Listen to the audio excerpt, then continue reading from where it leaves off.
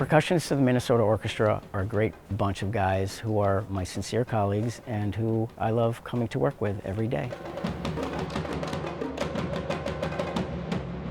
The three of us that just are playing percussion all the time have been doing that together for 23 years. You just start to know this is what somebody else is going to do. This is where they're going to feel the beat. This is where they're going to feel the beat. For percussion, obviously, like where you place a note is everything, right? Like, you know, we're talking about the front side of the beat or the back side of the beat or how you follow a conductor. The role of percussion in an orchestra, it could be the drum set, right? It could be keeping a pulse. It could be driving. It can just be the sparkle. It can be shine. It can be something low and ominous that you're not quite sure what it is. So it can just trigger a mood. I mean, it can carry the melody too. As principal, a pretty significant portion of my job is sitting down with a piece of music and figuring out how it's going to get played by a certain number of players. Like a composer can ask for a tambourine. We have 20 tambourines. All of these instruments give us a different kind of timbre or texture. For instance, the single row, as you might expect, and these are really light jingles, give a very soft, articulate sound. So this is a double row tambourine, and we use it for louder playing.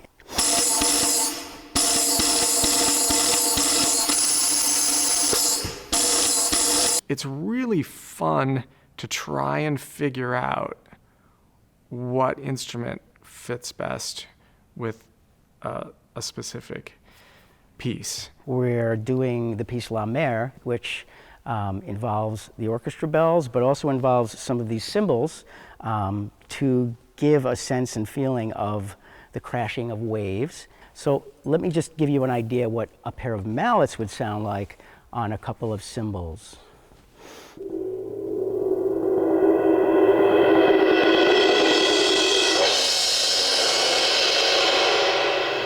We can also use this rake, which are just little pieces of metal put together.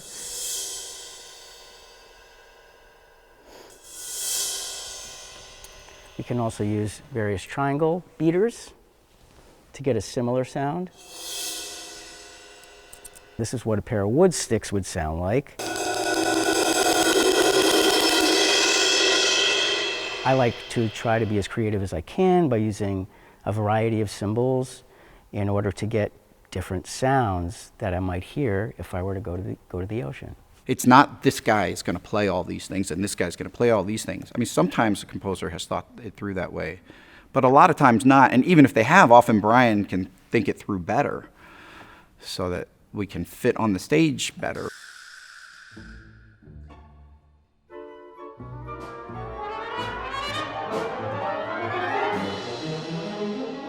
We kind of have to specialize because it's a lot of repertoire and technique to be a percussionist. And it's a lot of repertoire and technique to be a timpanist. Being extremely strong in both is kind of difficult. Eric is the principal timpani.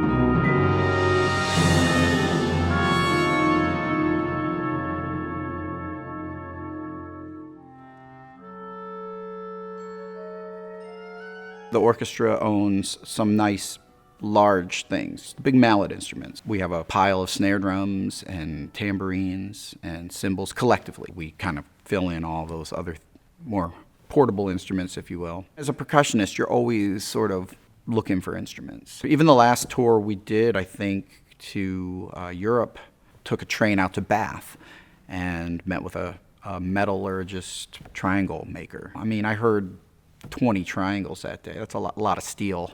The world of triangles, they come like tambourines do in many different shapes and sizes. We did just recently purchase this triangle, which is called a Buddy in Time. What makes a triangle really good is its ability to create a lot of different overtones, so there's a lot of shimmer to the sound rather than just kind of like one specific sound that almost is pitched. That's why triangles kind of get a bad rap. And this is just an idea what a really good triangle would sound like.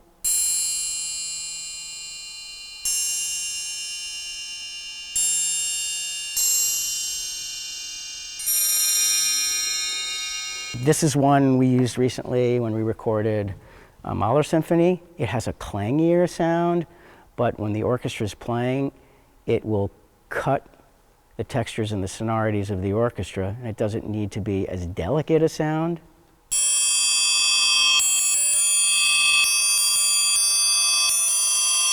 Orchestra hall stage is a great acoustic, as anybody who's sat in this hall knows. But like every strength can also present a challenge, right? So there's a lot of resonance across a fairly shallow but wide stage.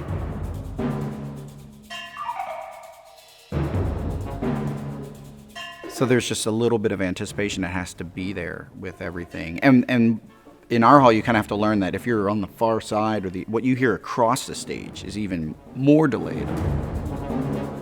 The delay is a big thing. What affects that to a great degree is how much we're playing. There's some Bruckner symphony where there is a cymbal crash and a triangle roll at the same time. Two people, and they each play one note for an entire symphony. And then there's pieces where we've got just, dozens of instruments set up around us, and like that setup is the instrument. So it's not like you don't just, you can't think of it as this is a marimba and this is a glockenspiel, these are toms. It's the integration of all this big setup, and that creates the instrument.